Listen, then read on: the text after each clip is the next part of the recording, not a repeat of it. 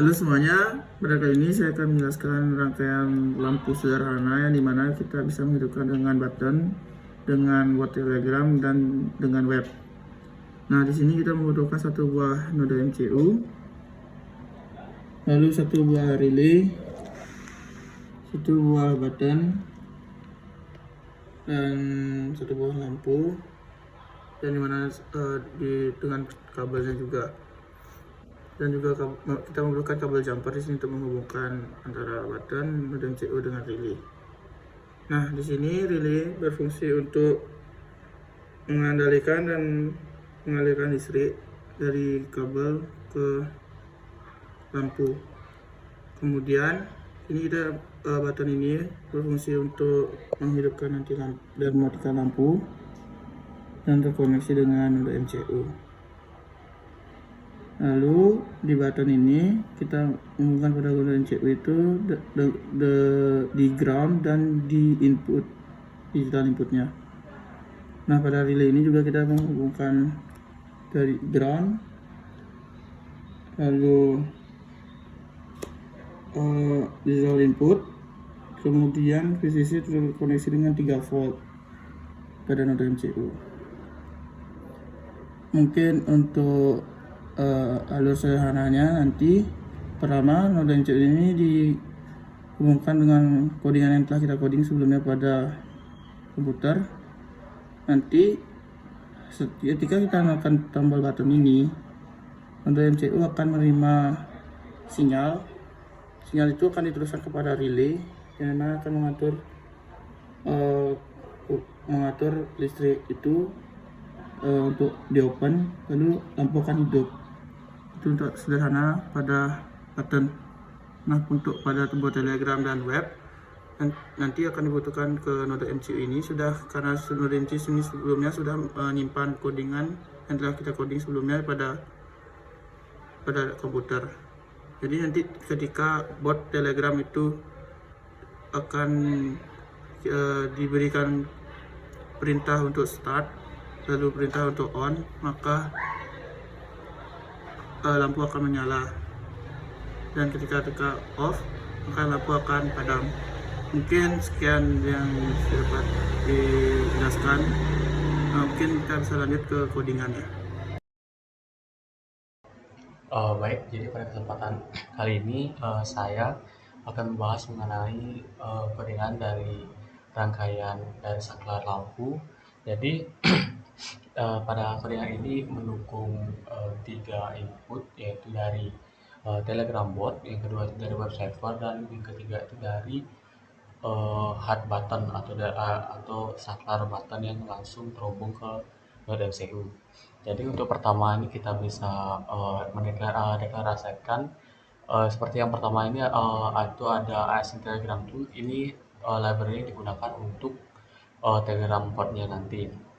Kemudian di sini juga ada ESP8266 Wi-Fi dan juga web servernya yang digunakan untuk menghubungkan ESP8266 itu ke Wi-Fi dan juga web server. Kemudian ada beberapa konsep yang digunakan, yaitu ada use client SSL dan juga MUTZ. Kemudian pada bagian ini merupakan beberapa konfigurasi yang diperlukan untuk Telegram botnya sendiri, yang khususnya seperti bagian sini itu untuk mengakses dari sertifikat pada Telegramnya.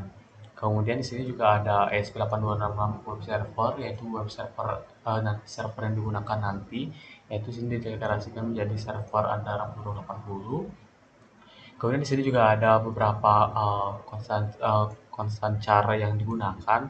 Yang pertama itu ada ESP SSID dan juga SSID passwordnya untuk ESP-nya, yaitu ada ESP826 WiFi dan password sekian. Kemudian ada SSID dan password yang digunakan dan beserta token yang digunakan untuk mengakses Telegram bot nanti. Jadi untuk mendapatkan token ini sendiri kita bisa membuat Telegram bot terlebih dahulu itu pada bot Funder Telegram. Kemudian nanti kalau kita sudah melakukan registrasi seperti nama Telegram dan juga ID-nya, nanti itu kita akan mendapatkan token. Nah, token itu yang kita gunakan pada bagian ini untuk mengakses Telegram bot. Kemudian di sini juga ada beberapa deklarasi, yaitu ada LED pin, yaitu di sini saya menggunakan 14. Kemudian ada LED status yaitu 0, kemudian ada button pin itu 5, kemudian last button status itu 1.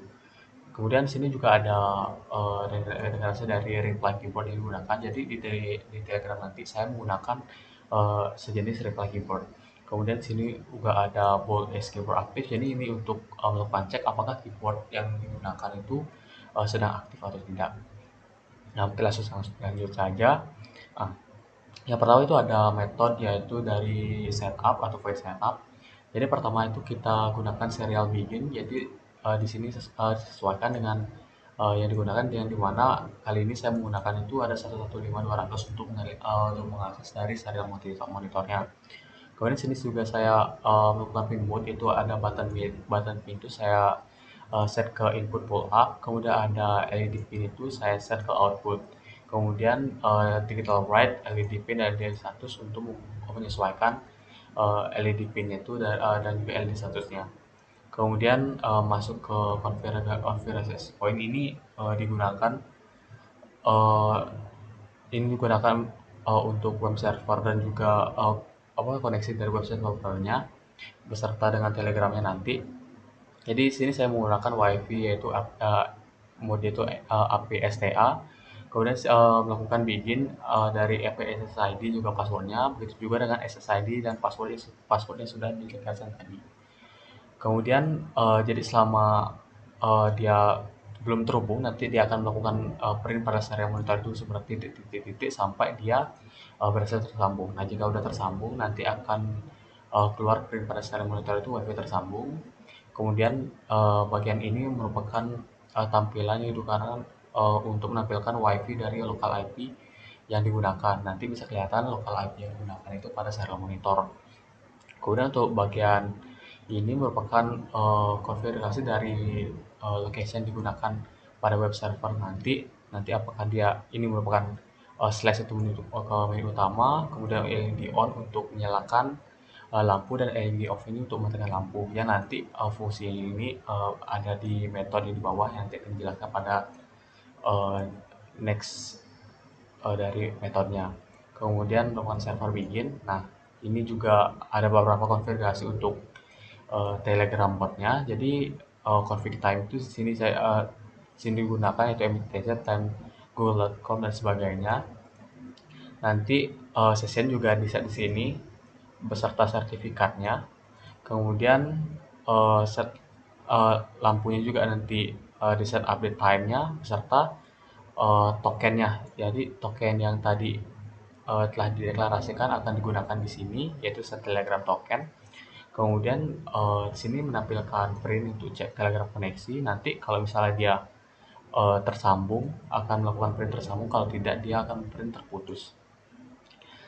Setelah itu di sini juga ada beberapa fungsi untuk button dari Telegram portnya. Jadi pertama itu kan keyboard itu di-set dulu ke false untuk mematikan keyboardnya. Kemudian di sini ada beberapa button yaitu lampu menyala, lampu mati, status lampu, dan juga sembunyikan keyboard. Nah, jika sudah langsung masuk ke metode dari void loop sendiri. Jadi untuk pertama itu ada server yang client untuk web servernya.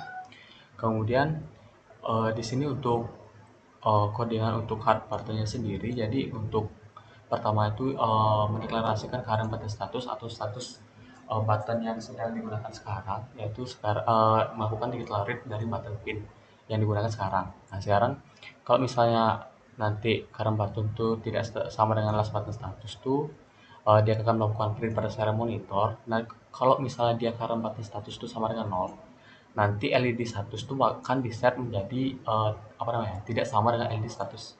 Jadi nanti akan melakukan digital write LED pin LED statusnya. Nah, nanti kalau jika udah dijalankan, nanti last button status kan diubah menjadi current button statusnya. Sehingga nanti kalau misalnya kita mencet tombol itu, nanti dia infonya itu bisa berubah-ubah. Nah, jika udah ini untuk konfigurasi ke bawah, nanti itu akan melakukan konfigurasi untuk Telegram botnya sendiri. Jadi pertama itu dari TP message ini saya deklarasikan yaitu MSG atau message. Kemudian jika di sini ada beberapa fungsi atau yaitu yang pertama itu ada kondisi kalau misalnya lampu botnya ini menerima pesan atau message, nanti message type-nya di sini saya deklarasikan message type itu message type, kemudian string message tag-nya juga. Kemudian di sini ada switch case atau kondisi yang digunakan kalau misalnya case-nya itu message tag atau ada teksnya yang terprint ke sini tuh. Yang pertama tuh dia akan melakukan print dari username beserta ID yang dilakukan yang diinputkan. Jadi misal kalau ada orang yang login, nanti dia bakal kelihatan username beserta ID chatnya atau ID sendernya maksud saya. Kemudian di sini terdapat beberapa kondisi, yaitu yang pertama itu untuk kondisi di mana komennya itu slash reply keyboard. Jadi nanti keyboard itu akan mengirimkan message kalau reply keyboard sudah bisa digunakan. Nanti dia akan menyalakan keyboardnya atau melakukan set is keyboard aktif sama dengan true. Jadi nanti keyboard akan hidup. Jadi kalau misal keyboard itu memang aktif, nanti akan beberapa kondisi lagi. Yang pertama itu ada eh, kondisi untuk kalau misalnya input itu adalah sembunyikan keyboard. Jadi kalau misalnya input ini sembunyikan keyboard, nanti akan melakukan reply, yaitu melakukan remove reply keyboard, di mana nanti akan ada pesan reply, yaitu keyboardnya dihapus. Kemudian akan melakukan set is keyboard aktif itu menjadi false, ya, sehingga keyboardnya nanti reply keyboard itu menjadi mati. Kemudian misalnya tidak, jadi terdapat beberapa kondisi lagi, tiga kondisi lagi. Jadi yang pertama itu lampu menyala, lampu mati, dan juga status lampunya sendiri. Jadi kalau misalnya lampunya menyala, nanti LED statusnya di sini itu akan diubah menjadi true. Nanti akan disesuaikan LED pin itu dengan LED statusnya itu yaitu true. Berarti lampu itu akan menyala. Kemudian akan mengirimkan pesan uh, di mana pesannya itu berupa LED status apakah dia lampunya menyala atau lampu mati. Begitu juga sebenarnya dengan lampu mati, cuma bedanya cuma di LED statusnya aja. Jadi sini LED status itu diubah menjadi false, sehingga LED pin itu akan disesuaikan dengan LED status yaitu false atau lampunya akan mati. Sedangkan kalau status lampu sendiri itu akan hanya mengirimkan pesan kembali yaitu lampunya menyala atau lampunya sedang mati. Kemudian jika kondisi else yang terakhir itu jika misalnya dia sudah melakukan slash start, nanti akan melakukan print ini menggunakan slash reply keyboard untuk akses lampu. Jadi user tinggal melakukan comment slash reply keyboard untuk melakukan akses dari Telegram botnya. Nah, jika sudah, lanjut ke beberapa metode yang digunakan pada web server. Jadi yang pertama itu ada void handle web server, di mana ini merupakan tampilan utama nanti untuk web servernya. Jadi di sini juga ada button dan current LED statusnya, apakah dia menyala atau mati. Jadi di sini saya ada mendeklarasikan button itu untuk LED off terlebih dahulu atau mematikan lampu. Nah, jika misal LED status itu sama dengan 0, nanti current button status itu akan diubah menjadi dari menyala menjadi mati. Kemudian button ini akan diubah menjadi menyala. Ini kondisi sesuai kondisi yang terjadi pada lampu sekarang. Kalau misalnya dia menyala, nanti ada tombol lampu mati. Begitu juga kebalikannya, kalau misalnya status lampu mati, nanti ada tombol untuk menyalakan lampunya. Kemudian masuk ke bawahnya, di mana ini tuh merupakan bagian untuk tampilan atau struktur dari HTML dari web servernya, di mana nanti tuh akan menampilkan current LED statusnya atau status dari lampu. Jadi nanti akan kelihatan lampu itu sedang mati atau padam beserta buttonnya. Jadi button itu akan muncul di sini. Nah, setelah sudah akan masuk ke dua metode terakhir, yaitu handle LED on dan juga handle LED off. Jadi sebenarnya fungsinya ini sama, cuma yang membedakan itu pada LED statusnya aja.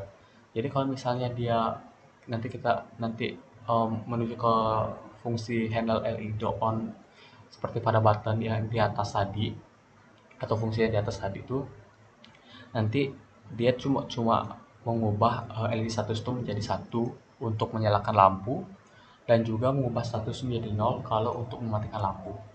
Nanti dia akan menyesuaikan LED pin itu berdasarkan LED statusnya. nanti dia akan melakukan send header-nya juga, dan juga melakukan send itu berupa teks slash plain. Begitu juga dengan handle off-nya sama, cuma yang membedakan edit statusnya aja. Nah, eh, sekian aja untuk eh, codingan dari rangkaian saklar lampu otomatis. Akan dilanjutkan menuju ke percobaan dari saklar lampu otomatis. Baik, di sini saya akan melanjutkan dengan uji coba. Eh, yang pertama kita mencoba menggunakan push button terlebih dahulu. Kita coba tekan tombol push buttonnya. Di sini terlihat lampu sedang menyala. Dan kita coba tekan lagi sekali. Lampu mati atau tidak menyala. Langsung saya coba ke di Telegram botnya. Di sini kita start terlebih dahulu.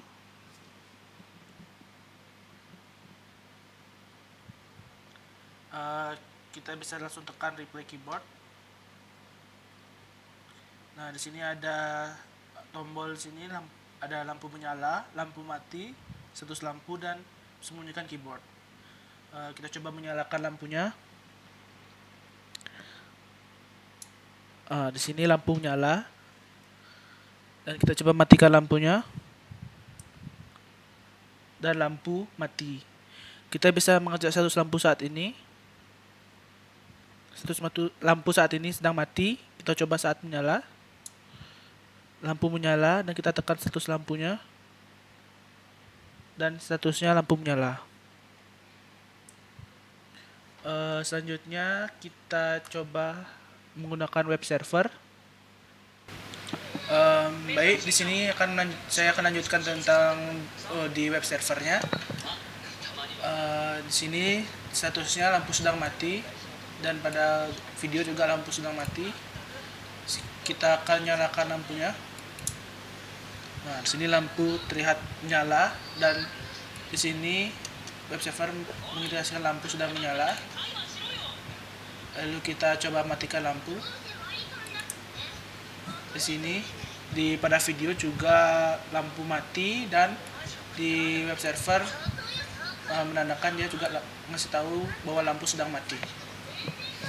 Sekian dari kelompok kami. Terima kasih. Kami tutup dengan Brahma Santi. Om Santi, Santi, Santi, Om.